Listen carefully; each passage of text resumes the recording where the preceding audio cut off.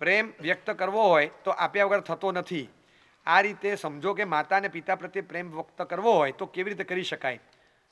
કમાવાનું શરૂ કરીએ ત્યારે ઘરમાં અમે કંઈ નવું લાવીએ, કોઈક વાર હોટલમાં જવાનું કહીએ, કેરલા, હૈદરાબાદ, મનાલી, ક્યાંય પણ જવાનું, ફ્લાઇટમાં જવાનું, એ બધામાં એમની ના હોય છે. તો પછી અમારે વ્યક્ત કઈ રીતે કરવો અમારો પ્રેમ? એટલે તાત્પર્ય છે કે માતા પિતા પ્રત્યે એક અહોભાવ છે અને આપવાથી એ વ્યક્ત થાય છે એવું તમે મને કહો છો. તો હવે અમે એમને શું આપીએ? શું આપીએ? તો એક વસ્તુ છે કે આ ચોક્કસ તમારી જે દુનિયા છે એ પ્રમાણે તમને થાય કે લાવ પપ્પા મમ્મીને એકવાર હોટલમાં લઈ જવું અથવા તો એમને હું ફરવા લઈ જવું, હું જે મોજ કરું છું, મજા કરું છું, એવી મજા એકવાર એમને પણ કરાવવું. તો મને એમ થાય કે હું એકલો કે મારા મમ્મી પપ્પાને પણ late them also enjoy there life. બહુ કષ્ટ વેઠે છે મારા માટે, હવે થોડુંક એમને પણ ફેરવું. આવો તમારો ભાવ છે એક રીતે સારું. સમજો કે હવે ધર્મની રુચિવાળા કે આ લખ્યા પ્રમાણે કે એમને ધર્મનો રસ વિશેષ હોય તો આ બધામાં ના પાડતા હોય. તમને એમ થાય કે અમે જો આવું કંઈ આપી જ નથી શકતા તો હવે નથી જ આપી શકતો તો અમે બીજું તો શું કરી શકવાના? તો એ નથી આપી શકતા તો અમે ભગવાન એમને શું આપીએ અને ખુશ થઈએ? અમારા ભાવને વ્યક્ત કેવી રીતે કરીએ? એવી બીજી ઘણી બધી વસ્તુ છે જેનાથી એ ખુશ થઈ શકે. તમે શું કરો તે ખુશ થાય? ખાલી વિચારો. 5 મિનિટ તમે વિચારશો ને, લાંબુ લિસ્ટ બની જશે કે તમે શું કરો જે છોડવામાં તમને કોઈ કષ્ટ નથી પડતું. એવી ચીજ તમે છોડવા પણ તૈયાર થઈ જાઓ છો. એમને કદાચ એ ચીજની જરૂર છે કે નથી એ પછીની વાત, પણ તમે એ વસ્તુથી છોડવા તૈયાર થઈ જાઓ છો. પણ ખરેખર એમને જે જોઈએ છે એ છોડવું અઘરું હોય છે. મને હજી ખ્યાલ છે એક બહુ કલ્યાણકારી હિતસ્વી માતાજી મને કહી ગયેલા બહુ વખત પહેલા, દીકરા માટેની વાત કરેલી. મને કે સાહેબ કોલેજની જિંદગી પૂરી કરીને જસ્ટ બહાર નીકળ્યો છે, સર્કલમાં ફ્રેન્ડ્સમાં બધામાં સારો એગ્રોસ થયો છે, પપ્પા નથી, મારી જવાબદારી પપ્પા મમ્મી બંનેની છે, દીકરાઓને ખૂબ પ્રેમથી સાચવીને બધી જ લિબર્ટીઝ પણ આપું છું, બધું ધ્યાન પણ રાખું છું. પણ સાહેબ એને ખબર નથી કે આ વાતની મને ખબર પડી છે, પણ આઈ સસ્પેક્ટ અને હવે તો મને લગભગ ખાતરી છે મારો દીકરો ક્યાંક કોકની બહુ નજીક આવ્યો છે. મને વ્યક્તિ પ્રત્યે કંઈ નથી, પણ અમારા કુળમાં અમારા સંસ્કારમાં ક્યાંય મેચ થાય એવી એ વ્યક્તિ નથી. મારું મન જરા પણ તૈયાર નથી. અમારા ઘરમાં કોઈ એ વ્યક્તિ પ્રત્યેનો તિરસ્કાર ન હોય, પણ સેટ થવું અઘરું છે બહુ. અને મારા દીકરાને હું આ રીતે હા ન પાડી શકું અને એ જો એ વસ્તુમાં આગળ વધી જાય તો પછી એની લાગણી તોડવી પણ મારા માટે અઘરી છે. શરૂઆત છે તો એ કઈ રીતે છૂટે? એનો લગાવ વધતો જાય છે એવું મને લાગે છે. થોડા સમયથી શરૂ થયું છે, પણ આ જો લાંબુ ચાલે એટલે સાહેબ તમારા સંપર્કમાં છે, ક્યાંક એકાદ વાર એને કહેજો, તમારું માનશે. તમારું મને કે સાહેબ મારું 100% માને, પણ આપનું 100% વધારે માનશે. હું કહું છું તો કદાચ મારો કોઈ સ્વાર્થ છે એવું એને લાગશે. આપનો સ્વાર્થ નહીં દેખાય સાહેબ, અસર આપની થશે સાહેબ. અમારા કરતાં આની એક તાકાત છે, અસર થશે સાહેબ. એક ઈચ્છા છે. 1.5-2 મહિના ગયા છે, મેં તો કંઈ કીધું નહીં. મને વારંવાર મળે, મેં કાંઈ કીધેલું નહોતું. એ દરમિયાનમાં એના મમ્મીએ ઉપધ્યાન કરેલા. ઉપધ્યાન થયા બહુ સુકાઈ ગયા હતા. એના પપ્પા ગુજરી ગયા ત્યારથી મમ્મીને મીઠાઈ બંધ હતી અને ખૂબ શરીર સુકાઈ ગયેલું. એક તો ઓલરેડી પતલા, તેમાં શરીર સુકાયું. દીકરાને અનહદ પ્રેમ મમ્મી પ્રત્યે. આવીને કે મારા સાહેબ તમે ખાલી એટલું કરો, મારા મમ્મીને મીઠાઈ ખોલાવો. સાહેબ હું પ્લીઝ કહું છું સાહેબ, મારે ન કેવું છે, મારે એના ત્યાગનો વિરોધ નથી સાહેબ. હવે અમે નથી જોઈ શકતા સાહેબ, આ ન ચાલે સાહેબ. આ કંઈ થોડું ચાલે સાહેબ કે એક 6 મહિના માટે એને મીઠાઈ ખુલ્લી કરાવો. એટલે હું કંઈ સાહેબ એવો આગ્રહ ન કરતા સાહેબ, એને મમ્મી ના પાડતા હતા. હું તો કંઈ બોલ્યો જ નથી. તો સાહેબ કે એના બદલે મને કંઈ ત્યાગ આપો, હું મીઠાઈ છોડી દઉં. સાહેબ તમે એને મીઠાઈ ખોલાવો. મેં કીધું કે જો વિચારું. એના મમ્મી કે નહીં સાહેબ પ્લીઝ નહીં. એના પપ્પા ગયા, મેં ત્યારથી બધી મીઠાઈ છોડી છે સાહેબ. એ બાને જીવનમાં ત્યાગ સ્થિર છે અને સાહેબ હવે કોઈ જરૂર નથી સાહેબ. હવે બરાબર છે, શરીર તો એની મેળે સારું થઈ જ જશે. એના મમ્મીની જરા ઈચ્છા નહીં. મેં કીધું ઊભા રહો, છોકરાનું મન પણ થોડું રાખો. ક્યારેક આ એવી ચીજ નથી કે તમને હોટલમાં બહાર આવીને અભક્ષ ખાવાનું કહે છે. એક લાગણી એની વધશે તમારા માટેની. તમે સાંભળો, એ સમજે જ નહીં. એના મમ્મી જડ નહોતા પણ દ્રઢ હતા કે નહીં સાહેબ. એક સંકલ્પ છે કે શ્રાવકજી પછી મેં યાદગીરી રાખી છે, શાસનના ઘણા કામો એમણે કરેલા હતા. અને સાહેબ આ રહેવા દો ત્યાગને સાહેબ. તમારી વાત સાચી, પણ તમારો છોકરો આટલું કહે છે, એક લાગણી છે તમારા માટેની. અને મેં કીધું બોલ. એના બદલે તું મીઠાઈ છોડી શકે? કન્ફર્મ. મને કે ડન. જ્યાં સુધી મારા મમ્મી મીઠાઈ વાપરે ત્યાં સુધી મારી મીઠાઈ બંધ. બોલો જાઓ. અને એ જો 6 મહિના ખુલ્લી રાખે ને, હું 1 વર્ષની બાધા આજે લઈ લઉં. બધું એ 5 વર્ષની લે તો મને કે 10 વર્ષ મારા મમ્મીની મીઠાઈ ખુલ્લી કરાવો સાહેબ. અંદરની લાગણી તમે જુઓ છોકરાની મમ્મી માટેની, અનહદ પ્રેમ, અંદરનો સાચુકલો પ્રેમ. બધું મીઠાઈ એટલે શીરો મને કે તમે જે લિસ્ટ આપો એ બધું, ઘરની બહારની બંગાળી બીજી ત્રીજી બધી મીઠાઈ કાંઈ માટે બંધ. સાહેબ મને કોઈ ફરક નહીં પડે, મારા મમ્મીને મીઠાઈ ખુલ્લી કરાવો. અને મમ્મી કે એ ખોટી વાત, તારે બંધ કર્યું તો કરજે, હું વાપરીશ નહીં.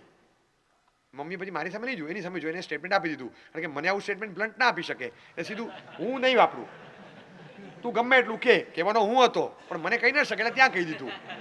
એટલે ઇન્ડિકેશન મને આપ્યું કે તમે મને ફોર્સ ના કરતા. પછી મેં કીધું બેન હું કહું એટલું ખાલી આજના દિવસ પૂરતું મારું માનો. કારણ કે મને ખબર હતી હું શું કરી રહ્યો છું, હું મારું નહીં, હું તમારું કામ કરું છું. મેં કીધું તમે હમણાં હા પાડો, તમે હા પાડો અત્યારે. તું જો એક કામ કર, તારા મમ્મી હમણાં 3 મહિના 6 મહિના તારે 2 વર્ષ મીઠાઈ બંધ, તારા મમ્મી 1 વર્ષ મીઠાઈ વાપરે, તારે 2 વર્ષ મીઠાઈ બંધ. મને કે ડન. તું હાથ જોડ પાક્કું. મને કે ડન. મીઠાઈ મેં શું? મને કે તમે જે કયો એ આવે, પણ તમે ડન. બરાબર, હાથ જોડ. બાધા આપી. મેં કીધું જો, જેને જોતાની સાથે આંખમાં ચમક આવે, મોઢામાં પાણી આવે, જેને યાદ આવતા મનમાં ગલી પછી થાય આ મીઠાઈ.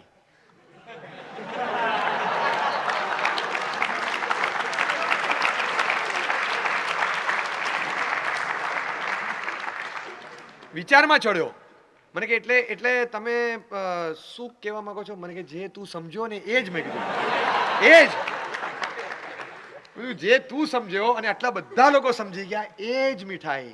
મને કે yes I am talking about technical મીઠાઈ, નોટ પ્રેક્ટિકલ મીઠાઈ. You know, I am talking about some technical મીઠાઈ. બસ એ મીઠાઈ બંધ. મને કે તમને કઈ રીતે ખબર? મારા પપ્પા કેવો જ્ઞાની છે, તું માથાકૂટ નહીં કર, ચાલ. તો એ ચર્ચા ના કરાવે, ડોન્ટ ગો ઇન ડીપ. કે તમને કઈ રીતે ખબર પડી? તારી મીઠાઈ ગઈ અને તો જ મમ્મી મીઠાઈ વાપરશે. પછી એને મમ્મીને પૂછ્યું બોલો, એની મીઠાઈ ગઈ, તમે બરાબર? મને કે ચાલો વાપરીશ. એના મમ્મી જે હર્ષના આંસુ રડ્યા છે. મને કે થેન્ક યુ મારા સાહેબ. એટલા બધા. જતી વખતે મમ્મી કે મારા સાહેબ what a great effort, no OT, no anaesthesia, surgery હો ગઈ. મને કે મને એમ હતું કે મારા સાહેબ તો ભૂલી ગયા લાગે છે એટલા બધા કામમાં. 2 મહિના થઈ ગયા અને તમારા મગજમાં હતું. મેં મારા મગજમાં હતું. I was waiting for the right opportunity to arrive. મને એક તક જોતી હતી. છોકરાને ફોર્સ ન લાગવો જોઈએ. દીકરો સાંજે મને મળ્યો. મેં કીધું સાચું કે છે, તારા મનને દર્દ થયું? મને કે સાહેબ બહુ ખુશી થઈ છે 2 વસ્તુની, કે તમે મારી પાસેથી સાહેબ એક એવી વસ્તુ લીધી છે કે કદાચ મારી જિંદગીમાં આની કરતાં વધારે ખુશી હું મારા મમ્મીને ક્યારેય ના આપી શકું. બીજી વાત, કદાચ મારા મમ્મીને હું આ ખુશી નહોતો આપી શકવાનો, પણ હવે જીવનભર મારા મમ્મી ખુશ રહેશે કાયમ માટે. મારું માઇન્ડ સેટ થઈ ગયું છે આજે. તમે જે પદ્ધતિથી મને આખું સમજાવ્યું સાહેબ, ખાલી મારા મમ્મી મીઠાઈ વાપરે છે ને એની સામે સાહેબ મારા પપ્પાના ગયા પછી આજે હું 21 વર્ષનો કે 19 વર્ષનો થયો સાહેબ. 4.5 વર્ષની ઉંમર હતી ત્યારથી મારા મમ્મીએ એકલાય મને મોટો કર્યો છે. At the age of 29 or 30 running she has lost her husband. એક પણ જિંદગીના સુખને જોયા સા વગર માત્ર અમારા અપબ્રિંગિંગ માટે એટલો ભોગ આપ્યો છે. જીવનમાં ધર્મ અને અમે 2 દીકરાઓ એ જે કંઈ નથી સાહેબ. આટલું બધું અમારા માટે કર્યું હોય એ મમ્મી માટે હું કંઈ પણ છોડી શકું. પણ મારામાં એક ગટ્સ ડેવલપ કદાચ થાત કે નહીં, પણ તમે રાઈટ ટાઈમ પર આ કરાવી દીધું સાહેબ. મારી પણ એક ચિંતા કાળજી કરી, મને પણ બચાવ્યો સાચવ્યો, અને મારા મમ્મીને આટલી ખુશી મારા દ્વારા અપાવવામાં તમે જે નિમિત્ત બન્યા સાહેબ, બહુ ખુશ છું આજે કે મને આવું સાહેબજી મળ્યા, મને આવા મમ્મી મળ્યા. એ પોતે જાતે ખુશ હતો.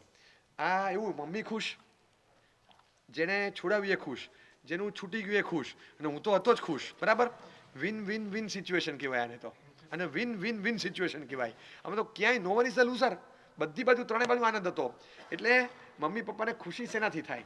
સમજો કે મને એમ છે કે હું અહીંયા લઈ જાઉં, આમ કરું. Okay, it's okay.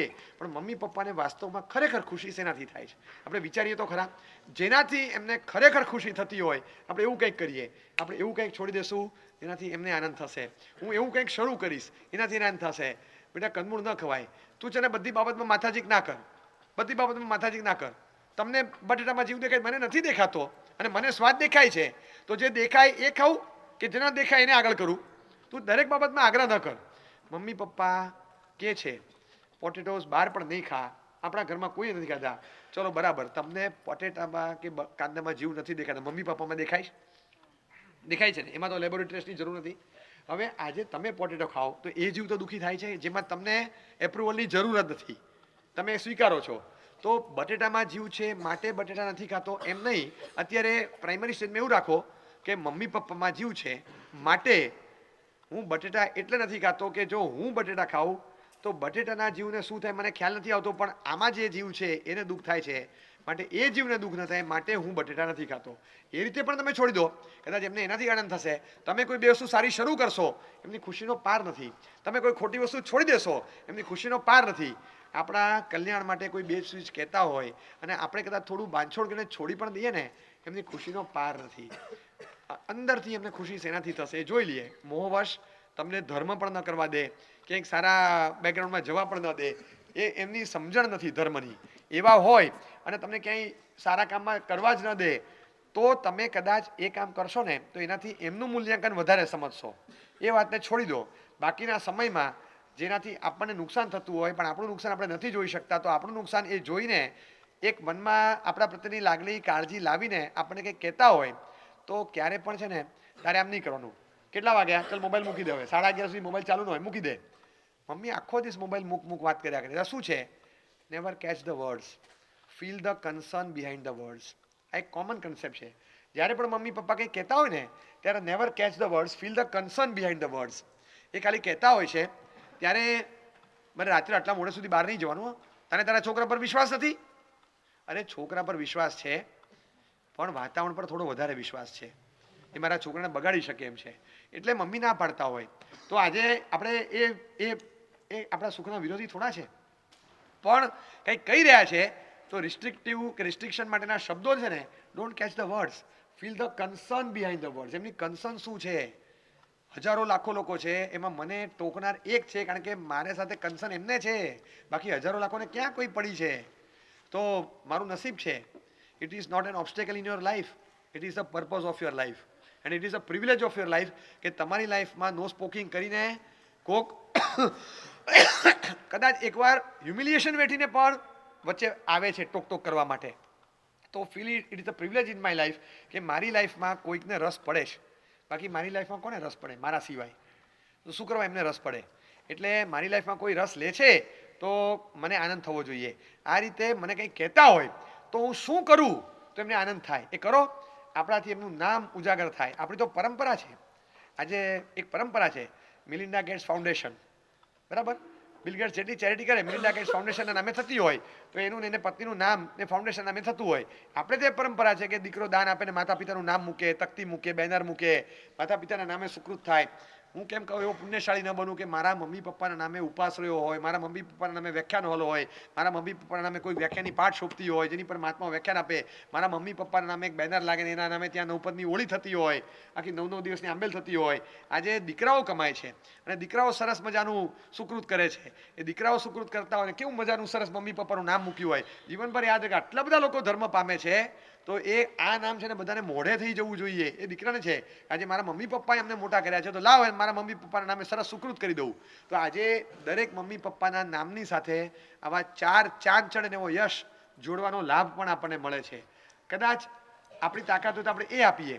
ક્યાંક જઈને એ થાય ને, અને જે દિવસે એમને આનંદ થાય કે તમારા દીકરાએ આવું સરસ કામ કર્યું, એમના માટે કદાચ સૌથી મોટી અંજલિ છે.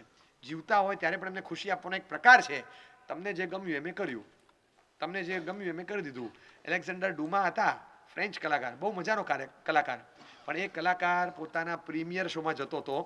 On the way on ride એને ખબર પડી કે મમ્મીને ચક્કર આવ્યા છે, બીપી ડ્રોપ થયું છે ને એકદમ ચક્કર આવ્યા છે. ફટ રાઉન્ડ ફરી ગાડી પાછો આવી ગયો.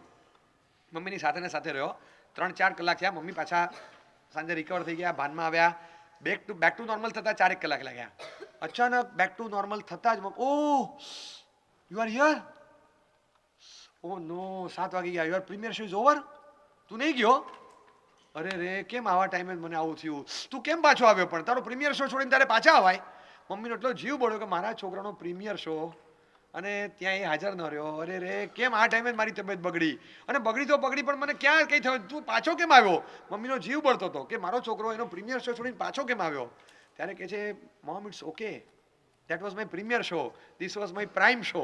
આ તો કેવો મજાનો શો છે, હું અહીંયા ગેરહાજર રહું, શું વાત કરું છું. એને મનમાં એમ થઈ ગયું કે મારે અહીંયા ગેરહાજર કેમ રહેવાય, અને ઈ મેડ અ સ્ટેટમેન્ટ. આ છે ને કાર કરવા જેવું છે, હૃદય પર કોતરી રાખવા જેવું એનું સ્ટેટમેન્ટ છે. મમ્મી યાદ રાખ, આ પૃથ્વી પર મેં પહેલો શ્વાસ લીધો ત્યારે હું પહેલો શ્વાસ આ પૃથ્વી પર મેં લીધો ત્યારે તું મારી બાજુમાં હતી ને, તું છેલ્લો શ્વાસ લઈશ ત્યાં સુધી હું તારી બાજુમાં રહીશ, નો વેર એલ્સ, મારે અહીંયા જ રહેવાનું છે. એનું સ્ટેટમેન્ટ છે. મમ્મીને એક અહેસાસ, આ રીતે પણ મમ્મીને ખુશી આપી શકાય. એવું નથી કે મમ્મી કે પપ્પાને આપણે કોઈ મટીરિયલ વસ્તુથી જ ખુશ કરી શકશું. મટીરિયલ વસ્તુથી ખુશ થતો તો ચોક્કસ આપીએ. હા, એમને પૂજાની જોડ ગમે પૂજાની જોડ આપીએ, એમને પૂજાની પેટી ગમે પૂજાની પેટી આપીએ, એમને આંગીનો સામાન જોતો એ આપીએ, એમને કોઈક જે ખર્ચો આપણે પૈસા જોતા આપણે એ છૂટ દે, મમ્મી લે આટલા પૈસા તારે જ્યાં વાપરો ત્યાં વાપર, તારે ખુશીથી કેટલા જોઈએ બોલ, દર મહિને થોડા પૈસા આપી દે આપણે કમાતા થયા હોય તો, મમ્મીનું નામ ક્યાંક સરસ રોશન થાય, એમના નામે સુકૃત થાય, એમને જે ગમે એવું ઘણું બધું આપણે કરી શકીએ છીએ. એમના નામે સુકૃત થઈને પણ એમના નામે આપણા જીવનમાં પાપ છોડીને પણ બધું ઘણું થઈ શકે છે. આ શિલ્પાબેન બેઠા છે, શિબિરના લાભાર્થી છે ને, તપસ્વી છે. એમણે બહુ વર્ષો એટલે આજથી 25 વર્ષ પહેલા આ શિલ્પાબેને 500 આંબેલ કરેલા. દીકરા કૌશલભાઈને ખબર પડી, મમ્મી કમાતા હતા, આજે થોડું વધારે કમાતા હશે, સરસ ઉજવણી કરવી છે, 500 આંબેલની ઉજવણી શું કરી શકાય. અને મમ્મી હું શું કરું. દીકરો ધર્મમાં સાયન્સના ફિલ્ડમાં જવાનું, ફાર્મા કંપની ફોર્મ કરવાની, એટલે પહેલેથી સ્વાભાવિક છે કે ધર્મની શ્રદ્ધા હોય પણ એપ્લિકેશનમાં ધર્મ ઓછો રહે. મમ્મીએ કીધું બેટા મને કહી જેમાં મને આનંદ થતો હોય ને એવું કંઈક કરજે, બાકી તો તું બધું કરવાનો જ છે, તું કેટલું આમે સરસ કરે છે ને હજી કરીશ, એમાં મને વિશ્વાસ છે, તારા સંસ્કાર છે, પણ કંઈક એવું કરજે કે મને મારા 500 આંબેલ મને કાયમ યાદ રહે, તને કાયમ યાદ રહે. છોકરાએ વિચાર્યું, તમે નહીં માની શકો, એ દીકરાએ આ કૌશલભાઈએ જે ગઈકાલે ધ્વજવંદન કર્યું ને શાસન વંદના, એ કૌશલભાઈ at that time was just 23-24 I think. અને એ વખતે કૌશલભાઈએ એક પ્રપોઝલ આપી, મમ્મી મેં ક્યારેય જોયા ન હોય એવા 500 નવા દેરાસરમાં દર્શન ચૈત્યવંદન કરું, બોલ ખુશ થઈશ? 500? હા, અને મેં જોયા હોય એવા નહીં, મેં આજુબાજુના જોયેલા છે બધા, અમદાવાદમાં ઘણા ધરણીધર જોયું, હું રહેતો હોઉં અહીંયા, તો 50 મેં જોયેલા હોય, મેં જોયા ન હોય એવા 500 જિનાલયમાં દર્શન ચૈત્યવંદન કરું. મમ્મી ખુશ થઈશ? પૂજા થાય તો કરીશ, પણ આટલું કરીશ. મમ્મી ખુશ, અરે વાહ બેટા શું કમાલ કરી. મેં પછી એમને પૂછ્યું, કીધું તમે કઈ રીતે કર્યા? મને કહે સાહેબ પોળ વિસ્તારના ઘણા બાકી હતા, મેં દિવસો સુધી પોળમાં બધા દર્શન કર્યા. સાંભળજો, પછી સાહેબ 5 દિવસનો સમય લઈને હું પાટણ ગયો અને ત્યાં મને 90 દેરાસર મળ્યા, મેં ત્યાં 90 દેરાસરમાં દર્શન કર્યા. પછી થોડો સમય બ્રેક લઈ પછી પાછો સમય આવ્યો, હું 4-5 દિવસ કાઢીને ખંભાત ગયો, ત્યાં ખંભાતમાં મેં 75 દેરાસર કર્યા. શું વાત કરી? હા સાહેબ. પછી મને મન થયું હું સુરત ગયો તો મેં સુરતમાં એટલા દેરાસર કર્યા. સાહેબ એક સાથે ન મળતું હું 500 કેવી રીતે પૂરા કરું, પણ સમય કાઢીને એવા દેરાસર કે મેં ક્યારેય જોયા ન હોય અને લગભગ ક્યારેય જોવાના આવે નહીં, ત્યાં જઈને દર્શન કરું. મારા 500 પૂરા થયા સાહેબ, મેં મારું કમિટમેન્ટ પૂરું કર્યું અને મને એટલો બધો આનંદ થયો. આટલા બધા જીનેલા, એમાં મને કેટલાક કલ્યાણ મિત્રો મળ્યા અને એ કલ્યાણ મિત્રોના કારણે હું ધર્મ માર્ગે આગળ વધ્યો અને એમાં અમુક કલ્યાણ મિત્રોના કારણે હું આગળ ધર્મમાં એવો જોડાયો. પન્યાસ ચંદ્રશેખરમાંની શિબિરમાં મને એક મારો મિત્ર લઈ ગયો, હું ગયો તો દર્શન કરવા, એમાં મને મારો એક કલીગ મળ્યો છે, એ આપણે તો સાથે ભણતા હતા 7th. આટલા વર્ષે અમે ભેગા થયા, અમે જ્યારે 14ના હતા ત્યારે ભેગા હતા, 24માં ભેગા થયા, 10 વર્ષ ક્યાંય જોયા નહોતા અને દર્શન કરતા મને ખબર નહીં કે ત્યાં જ રહે છે અને ત્યાં ભેગા થઈ ગયા. અને પછી એને કહેવાથી હું ચંદ્રશેખરમાંની શિબિરમાં ગયો અને ત્યાં આટામાં આવી ગયો સાહેબ, એમાં ધર્મમાં રંગ લાગી ગયો અને જોડાઈ ગયા. અને સાહેબ ultimately credit goes to my mom, એને 500 આંબેલ કર્યા, એમાં એને ખુશ થાય, હું 500 રૂપિયાની આંગી લખાવું કે 500 માણસને જમાડું કે કંઈ પણ કરું એમાં મને ફરક નહોતો પડતો, પણ કદાચ એનાથી આને ખુશી વધારે થશે એવું મને લાગતું હતું. તો મેં આ પ્રપોઝલ આપી, એની આંખમાં ચમક આવીને મેં કર્યું. બહુ અઘરું છે આ છોડીને અલગ અલગ દેરાસરોમાં, અને એ પણ પોતાને દર્શન કરવા છે માટે નહીં, પણ એમને આનંદ થાય માટે આ જઈને કરવું. બસ આ માતા પિતાને ખુશ કરવાનો એક સરસ મજાનો પ્રકાર છે, આ રીતે કરવાનો. બરાબર છે. ધર્મ અંગે એક પ્રશ્ન કાયમ રહેતો હોય છે કે આપણા ધર્મમાં કષ્ટની પ્રધાનતા શા માટે? બીજાના શરીરને સુખ આપવું, બીજાના શરીરને શાતા આપવી, બીજાના શરીરને સગવડ આપવી, બીજાના શરીરને સુખાકારિતા આપવી, આને ધર્મનું સ્વરૂપ સમજી શકાય. પણ પોતાના શરીરને કષ્ટ આપવું એ શું જરૂરી છે? પોતાના શરીરને કષ્ટ આપ્યા વગર ધર્મ સાધના શું શક્ય નથી? આ ધર્મ અંગે આ પ્રશ્ન કાયમ માટે થતો રહેતો હોય છે અને આપણે ત્યાં એટલે જ કદાચ ક્રિયાથી પણ લોકો દૂર ભાગે છે, કારણ કે ક્રિયાનું પ્રમાણ વધારે લાગે અને ક્રિયા શા માટે કરવાની એની સમજ ન હોય, એટલે ક્રિયામાં પણ ભાવ ન આવે. એટલે કષ્ટની પ્રધાનતા અને ક્રિયાની પ્રધાનતા હોવાના કારણે નવી જનરેશનમાં ધર્મની રુચિ એટલી પ્રગટતી નથી અથવા થોડી ઓછી થતી જણાય છે. તો ધર્મનું કષ્ટ સાથે અને ક્રિયાને ભાવ સાથે લિંક શું છે? ધર્મ એક કષ્ટ સાથે જ આવે એવો કોઈ કાયદો નથી. કષ્ટ વગર ધર્મ થતો હોય તો એ ધર્મ જો મુખ્ય રહેતો હોય તો એમાં કોઈ બાદ નથી. તમે ઉપવાસ કરો એટલે માથું ચડવું જ જોઈએ, પિત્ત થવું જ જોઈએ, ઉલટી થવી જ જોઈએ, ચક્કર આવવા જ જોઈએ, ભૂખ લાગવી જ જોઈએ, એવો કાયદો નથી. પણ માનો કે એ થાય તો પણ તમારા ધર્મ પ્રત્યેની શ્રદ્ધાને અડગતા રહે, બસ એ માનસિકતા ઊભી કરવાની છે. બીજી વસ્તુ, સગવડનો પ્રેમ અને કષ્ટ આ બે ઓપોઝિટ ડિરેક્શનમાં છે. એક વસ્તુ લખી રાખો કે ધર્મ કરવા માટે કષ્ટ સ્વીકારવાની તૈયારી કરતાં પણ સગવડ છોડવાની તૈયારી વધારે મહત્વની છે. આઈ રિપીટ કે કષ્ટ સ્વીકારવાની તૈયારી કરતાં પણ સગવડ છોડવાની તૈયારી રાખવી આ ધર્મ કરવા માટેની પહેલી કન્ડિશન છે. જે માણસને ધર્મ કરવો હોય એ માણસે સગવડ ફેસિલિટીઝ છોડવાની કન્ડિશન રાખવી જ પડે. એ વગર ધર્મ નથી કરી શકતો. એક અભ્યાસ પણ કરવો હોય ને તો આમ શાંતિથી જલસાથી અભ્યાસ નથી થતો.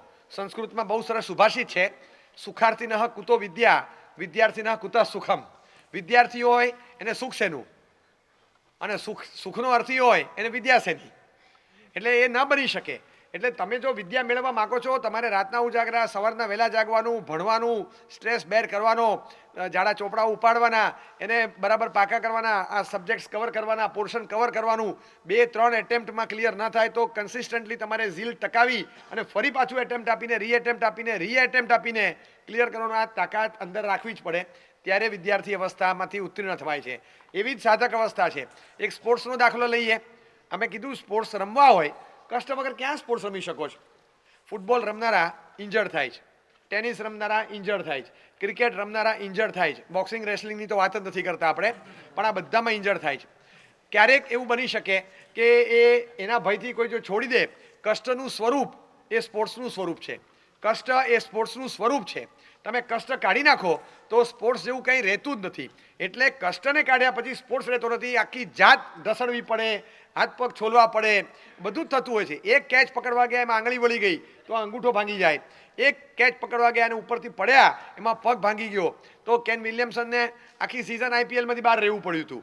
આવું બધું બનતું હોય છે કે એ હવે આપણે પછી વિચારી ગયા એની કરતાં એક કેચ જવા દીધો હોત તો એ પછી કેટલા કેચ પકડી શક્યો હોત. હવે એવી ચર્ચા ન કરાય, એવો તર્ક ન કરાય. એ જાનની બાજી લગાવી દેતા હોય છે. તમે કષ્ટનું સ્વરૂપ કાઢી નાખો તો સ્પોર્ટ્સ રહે નહીં. એટલે સ્પોર્ટ્સને ટકાવવા માટે, સ્પોર્ટ્સનું સ્વરૂપ જાળવી રાખવા માટે કષ્ટ હોવું જરૂરી છે. કષ્ટ કાઢો તો સ્પોર્ટ્સ જેવું ક્યાં રહે? એમ જ સાધનાનું સ્વરૂપ છે કે જેમાં કષ્ટ ઇનબિલ્ટ આવશે કદાચ થોડું, પણ એ સાધનાનું એવું સ્વરૂપ જ છે, એનું લેઆઉટ જ એવું છે. હવે એ તમે કાઢી નાખો તો સાધના જેવું કંઈ રહે નહીં. ફેસિલિટી સાથેનો સ્પોર્ટ્સ નથી એમ ફેસિલિટી સાથેની સાધના પણ નથી. સાહેબ, આમ અત્યારે ઓનલાઈન પણ રમનારા બહુ બધા વધી ગયા છે અને જોનારા પણ વધી ગયા છે અને ઇન્ડસ્ટ્રી વધી ગઈ છે. એકદમ સાચી વાત છે. હું તમને હજી એ જ કહું છું કે ઓનલાઈન રમનારા વધી ગયા છે. એને શું કહેવાય? સ્પોર્ટ્સ ઇન્ડસ્ટ્રી કહેવાય કે ગેમિંગ ઇન્ડસ્ટ્રી કહેવાય? There is a difference between sports and games. બરાબર છે? સ્પોર્ટ્સ અલગ છે, ગેમ્સ અલગ છે. હા, ઈ સ્પોર્ટ્સ કહેવાય છે. તમે ઈ લગાડીને તો બધું લગાડી શકો છો. હા, હું એમ કહું છું કે ઈ લગન થાય કે નહીં? ઈ લગન પણ એમાં મજા ના આવે ને. ઈ લગન, ઈ રિલેશનશિપ બધા જ તમે લગાડો તો દુનિયા આખી ઈ લગાડીને બધું જ ચાલે જ પછી. એટલે એવી રીતે નથી થતું. એ સ્પોર્ટ્સ ખરેખર નથી.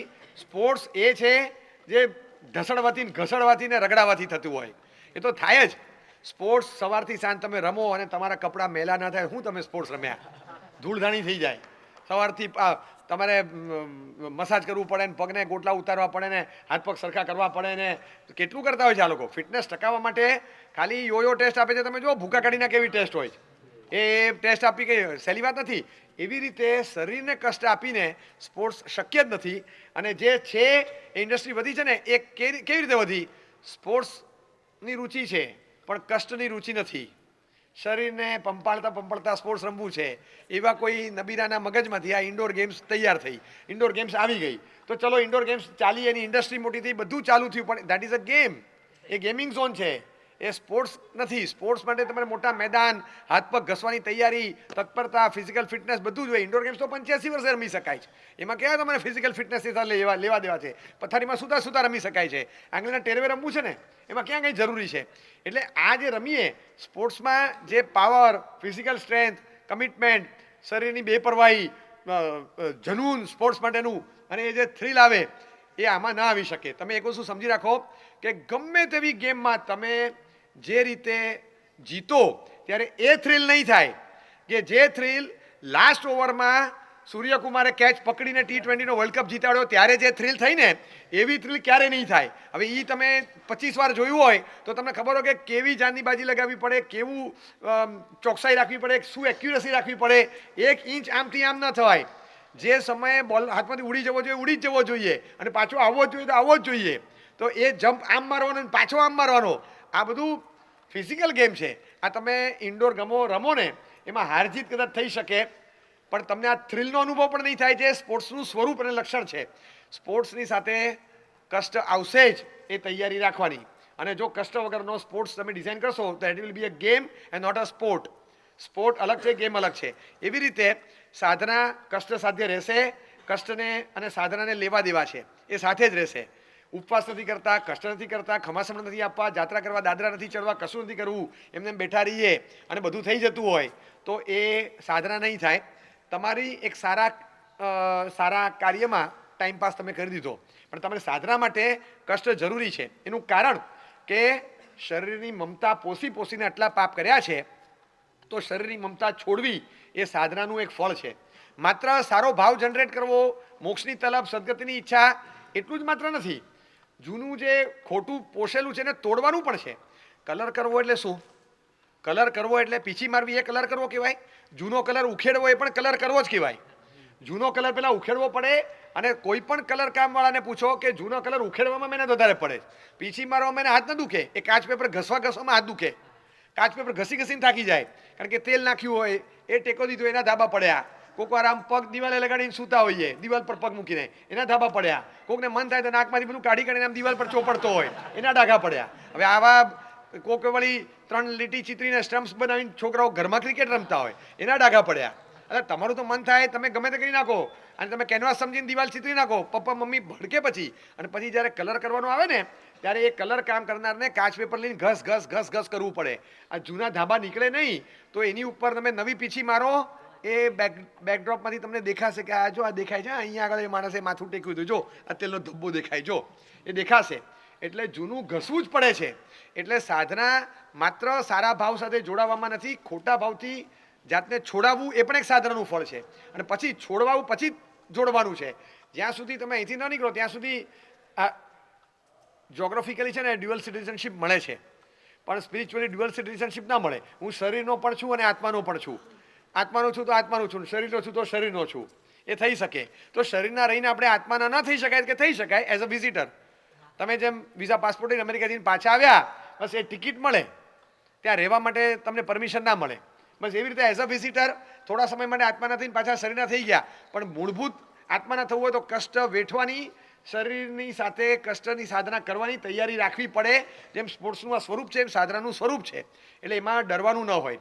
જો કોઈ માણસને વિચાર આવ્યો કે શરીરને કષ્ટ આપ્યા વગર સ્પોર્ટ્સ રમીએ તો એમાંથી જેમ ગેમિંગ ઇન્ડસ્ટ્રી ઊભી થઈ, એવી રીતે કોઈ વિચાર કરે કે શરીરને કષ્ટ આપ્યા વગર એકદમ શાંતિથી, સગવડપૂર્વક, એકદમ આનંદપૂર્વક આપણે ધર્મ સાધના કરાવીએ તો પછી એવી ધર્મ સાધના કરાવનાર કે કરનાર એક ગેમિંગ ઇન્ડસ્ટ્રી સ્પોર્ટ્સના નામે ઊભી કરશે. એ સ્પોર્ટ્સ નહીં હોય, એ વાસ્તવમાં સ્પોર્ટ્સ નહીં હોય. વાસ્તવમાં સ્પોર્ટ્સમાં કષ્ટ હશે ને હશે જ. એટલે એ વાસ્તવમાં તો રહેવાનું જ. તમે કબડ્ડી રમો અને હાથ પગ વાળો નહીં, કેવી રીતે ચાલે? એ કેવી રીતે થાય? સ્પોર્ટ્સ એ સ્પોર્ટ્સ છે. તમે ગમે તે કરો, પણ દરેકના ઓપ્શન તમે સગવડ સાથે ગોતવા જાઓ એ નથી મળતા. એટલે તૈયારી રાખવી જ પડે, તો જ સ્પોર્ટ્સ ટકે, તો જ સાધના ટકે. જેવું આ સ્પોર્ટ્સનું ઉદાહરણ છે એવું સાધનાનું ઉદાહરણ છે. એટલે કષ્ટની તૈયારી રાખવાની. કષ્ટ વેઠીએ છીએ એમાં કોઈ પણ જાતનું આપણે શરીર પર અત્યાચાર નથી કરતા. કોઈ તપસ્યા કરવામાં ક્યાંય એવું નથી લખ્યું કે શરીર કચડાઈ જાય. આપણે ત્યાં લખ્યું છે તદેવહી તપ કાર્ય, એ જ તપ કરવાનો કે જેનાથી ઇન્દ્રિયોની હાનિ ન થાય, કશાય વગેરે વધારે થાય નહીં, કોઈ આગળની સાધના કે વર્તમાનના બીજા કાર્યો સીધાય નહીં. આપણે પછી પૂજા પણ ન થાય, સામાયિક પ્રતિક્રમણ ન થાય, કશું ન થાય. અને ખાલી રોતા રોતા પૂરું કરવાનું એવો તપ નહીં કરવો, જેનાથી કોઈક વાર ભવિષ્યમાં આંખને વગેરેને નુકસાન થાય તો એવો તપ નહીં કરવો, બહુ જ ગુસ્સો આવે છે તો એવો તપ નહીં કરવો. જ્ઞાનીઓએ આ કીધું છે. હા, એવું ક્યારેક બનતું હશે કે 28 કરવાની હોય, 7 ઉપવાસ થઈ ગયા છે, હવે એક બાકી છે, તો કદાચ થોડું ખેંચીને પણ એક કરી દે. પછી એ એક ઉપવાસ માટે થઈને આપણે એને ક્વેશ્ચન કરીએ કે જો આવો ન કરાય, એ 8મો એક કદાચ બરાબર નહોતો લાગતો પણ એણે એ કમિટ કર્યું તો 8 પૂરા કરવા માટે એણે છેલ્લો એવો કર્યો, પણ જો પહેલા બીજા દિવસે જ આવું લાગતું હોય તો ખેંચી પછી 6 આવા ન કરાય. એટલે પ્લસ માઇનસ જોઈને બેલેન્સિંગ રાખીને કરવાનું. પણ શરીરને કચડવાની વાત કોઈ જગ્યાએ નથી, કોઈ જગ્યાએ નથી. પણ શરીરને પંપાળવાની વાત તો ક્યારેય ન હોય. શરીરને કચડવાનું નથી પણ શરીરને પંપાળવાનું પણ નથી. એટલે આપણે કહીએ છીએ કે સાહેબ શરીર માધ્યમ ખરું ધર્મ સાધનમ. શરીર એ ધર્મ સાધના માટેનું પહેલું અંગ છે, બરાબર. જેમ રસોઈનું પહેલું અંગ સમજો કે કોલસો ફ્યુલ છે, બરાબર. એટલે સાચવવાનું કે નહીં શરીરને. હવે કોલસો સાચવો તો રસોઈ બને કે કોલસો બાળો તો રસોઈ બને? કોલસો બાળો તો જ રસોઈ બને. એ રસોઈ બનાવવાનું સાધન છે પણ છેલ્લે બાળો ત્યારે સાધન પુરવાર થાય. એમ શરીર એ ધર્મનું સાધન છે પણ શરીરને બરાબર કષ્ટમાં જોડો ત્યારે મજા આવે છે. એનાથી શરીર કસાય પણ છે, શરીર ઘસાય પણ છે અને એની ઇમ્પેક્ટ શરીરની મમતા તૂટવા દ્વારા એનું ફળ મળે છે. શરીરની મમતા તૂટે આ નાનું ફળ નથી, એ મોક્ષમાં જતા પહેલા મળેલો મોક્ષ છે. મોક્ષમાં જતા પહેલા મળેલો મોક્ષ એટલે શરીરની મમતાનો ત્યાગ. આ તો અહીં બેઠા બેઠા મોક્ષની પ્રાપ્તિ જેવું દેખાય. શરીર છૂટે એ મોક્ષ, શરીરની મમતા છૂટે ને એ મોક્ષની તળેટી કહેવાય. બસ આ બહુ મોટું ફળ છે. તો એ સાધનાનું એક પ્રારંભિક ફળ મેળવવા માટે શરીરનું કષ્ટ વેઠવાની તૈયારી તત્પરતા રાખવાની, એમાં જરાય ચિંતા નહીં કરવાની. માનસિક રીતે આપણે જડબે સલાક રહેવાનું અને એનાથી કષ્ટની સાધના થતી હોય એની જરાય ચિંતા દરકાર ન હોય. મહાપુરુષો સાધના કરતા હતા શરીરની લાપરવાહીથી નહીં પણ શરીરની વધારે પડતી ચિંતા કરીને આત્મા ગૌણ ન થાય એનું ધ્યાન રાખતા હતા. એટલે એકવાર તમે જે આટા માર્યા હોય ક્લોકવાઇઝ તો એને ખોલવા માટે એન્ટી ક્લોકવાઇઝ જેમ આખું આટા ખોલવા પડે છે સ્પ્રિંગના, એવી રીતે શરીરની મમતા પોષી પોષીને એટલા બધા આપણે આટા મારેલા છે કે કષ્ટની સાધના દ્વારા એન્ટી ક્લોકવાઇઝ આપણે એને રિવર્સમાં ઘુમાવીએ ત્યારે આત્મા પોતાના સ્થાનમાં પોતાના સ્વરૂપમાં સ્થિર થઈ શકે. એટલે સાધના કરનારે એ રીતે સાધના કરવાની. શરીર એ હું નથી, શરીર એ સાધન છે. સાધનનો ઉપયોગ કરો તો સાધન કામનું, સાધનને રાખી મૂકો તો સાધન કામનું નહીં. મારી પાસે બાઇક છે પણ રાખી મૂકવાથી શું મતલબ? રાખી મૂકવાથી શું મતલબ? કોઈ માણસ પકડાયો, એને પૂછ્યું કે શું થયું, તો કે અરે મને ચપ્પુ બતાવીને બધું ચોરી ગયા. તને ચપ્પુ બતાવીને બધું ચોરી ગયા? તો કે હા, પણ તારી પાસે નાની ગન હતી ને? તો કે આપણે એ બતાડું નહીં લઈ જાય તો? એટલે ભાઈ ગન કાઢી નહીં. તો હવે ગન એના માટે કાઢવાની, શેના માટે કાઢવાની હતી? એ ટાઈમે તો કાઢવાની હતી, એ ટાઈમે ગન ન કાઢે તો ગન રાખવાનો મતલબ નથી. એટલે ધાર કાઢવાની હોય ત્યારે ધાર કાઢી લેવાની. શરીરની ધાર કાઢીને શરીર સહન કરવા માટે છે. અને બીજી વાત, તમે એમ માનો છો કે શરીરને સહન કરવાથી શરીરને નુકસાન થાય? શરીર સહન કરે છે એનાથી શરીર કસાય છે. શરીર ખાલી ઘસાતું નથી, શરીર કસાય છે. તમે જુઓ તો હું તમને ચેલેન્જ આપું, સાધુ ભગવંતો 35-32 કિલોમીટર એટ અ સ્ટ્રેચ કદાચ ચાલી જશે. એથ્લેટ નથી ચાલી શકતા 30-32 કિલોમીટર, એને એનર્જી ડ્રિંક હાથમાં રાખવું પડે. અને અમારે 24 ઉપવાસ હોય અને સવારના નીકળેલા સાંજે મહાત્મા 32 કિલોમીટર ચાલીને પહોંચી જાય. એનર્જી ડ્રિંક નહીં, સાદું ઉકળેલું પાણીના 2 ગ્લાસ નથી વાપરતા. આ ફિટનેસ વર્લ્ડમાં કોઈની પાસે નહીં હોય. 30-35-40 કિલોમીટર એટ અ સ્ટ્રેચ ચાલવું, પાણીનું ટીપું લીધા વગર, એનર્જી ડ્રિંક નહીં, સ્પોર્ટ્સ શૂઝ પહેર્યા વગર, ખુલ્લા પગે, અને એ પણ પાછા તડકાના દિવસોમાં, એ પણ પાછા જોગિંગ ટ્રેક પર નહીં, કાંકરાવાળા રસ્તા પર, હાઈવે પર. આ રીતે સેંકડો સાધુ સાધ્વી ચાલે છે, એક નહીં. અને આ કોઈ કરે છે, તમે એને જુઓ તો ખબર પડે. રેકોર્ડ બુકમાં સ્થાન મેળવનાર કોઈ આ કન્સિસ્ટન્સી સાથે આવું નહીં ચાલી શકે. તમે ઉતારો મેદાનમાં સાધુને, આટલું વજન ઉપાડી, ગોચરીનું વજન કેટલું હોય ને, તમે એકવાર જોડી પાત્રા તરફણી 6-7 જણની એકાસરની ગોચરી લીધી, બધું લઈ અને 22માં માળે ગોચરી વરવા ગયા, ત્યાંથી પાછા નીચે ઉતર્યા. એને 2 થેલીમાં ભરીને આપો એટલે ચડ 22 માળ. એથ્લેટ નહીં ચડી શકે. આ ફિટનેસ સાધુ પાસે છે કારણ કે કષ્ટની સાધનાથી જીવે છે અને કષ્ટને રોજિંદી પ્રેક્ટિસ રૂટીન લાઈફમાં અપનાવીને બેઠા છે. એટલે આ ફિટનેસ એમની ટકે છે. એટલે જીવનમાં શારીરિક ફિટનેસ પણ એની જ ટકે છે જે કષ્ટથી જિંદગીમાં આગળ વધતો હોય. કષ્ટ સહન કરવાની ના પાડે એ ફિટનેસની પણ ના પાડે છે. એટલે સ્પિરિચ્યુઅલી આધ્યાત્મિક દ્રષ્ટિએ તો લાભ છે જ, પણ શરીરને ટકાવવાનો પણ આ જ લાભ છે. જ્યાં જ્યાં કષ્ટ જીવનમાંથી ગાયબ થયું ને ત્યાં શ્રમને તમે જાકારો આપ્યો.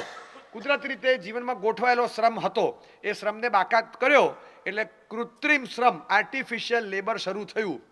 બસ આ જિમ્નેશિયમ ગણો, સવારે જવાનું, જોગિંગ કરવાનું, આ કરવાનું, તે ખેતર પર ચાલતા જતા, ખેતરમાંથી ચાલતા આવતા, બધું કુદરતી શ્રમ હતો. રસોઈ જાતે કરવાની, બધું જાતે કરતા હતા. એ જાતે કરનારને શ્રમ રહેતો હતો. હવે આ જાતે કરનાર કંઈ શ્રમ જ રહેતો નથી. અને આપણી બધી જૂની રમતો પણ એવી હતી કે જેમાં અમુક પ્રકારનો શ્રમ હોય. કબડ્ડી રમતા ને પેલા દોરડા કૂદવાનું, સ્કીપિંગ ને આને તેને, એ બધામાં તો ખરેખર સ્કીપિંગ ને બધાથી તો બ્લોકેજો નહોતા થતા.